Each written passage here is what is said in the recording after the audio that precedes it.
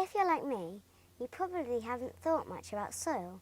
It's one of those things we see all the time and don't realise how important it is.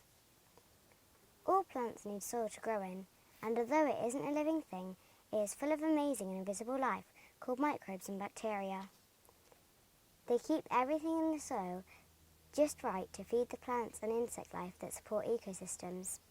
Without them, there will be no life on Earth at all.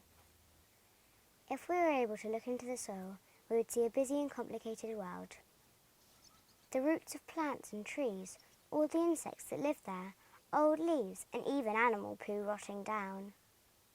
There's also the tunnels that animals such as badgers, rabbits and moles have made to travel around to search for food and to live in. And although we don't like to think about when animals die, their bodies will eventually decay and help the soil to thrive. It's all part of the circle of life in the soil. It takes a very long time for soils to form, as much as 10,000 years just to make 30 centimetres. This ruler is 30 centimetres long. You can see that it's not very much, and 10,000 years was so long ago that mammoths and saber-toothed tigers were walking on the earth. So it's really important we do all we can for soil to be healthy and strong.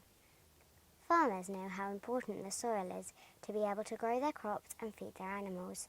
But did you know that soil is also really important when it comes to flooding? Soils that are in good condition act like a sponge, soaking up water and stopping it all from flowing away. So I'm going to show you why spongy, healthy soil is so important when it comes to water. Here we've got some healthy soil. It's just been dug out of my garden and it's not squashed. This one is the same soil, but we've just pushed it down a little bit to squash it together, which has taken some of that air out of the soil.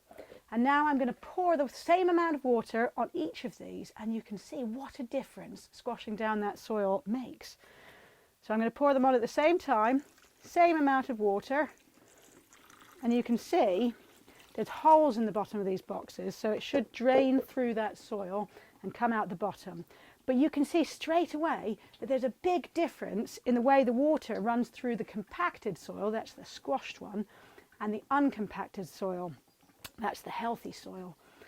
And if you can imagine, if there was a heavy rainstorm, then we'd be getting a lot more water running off the areas where the soil has been squashed down. So that's one of the reasons why soil is so important and so amazing. If you have a garden at home, or perhaps in your school, take a look at the soil. What can you see in it? Does it look like it would be a good sponge? Perhaps you could try your own experiment with it.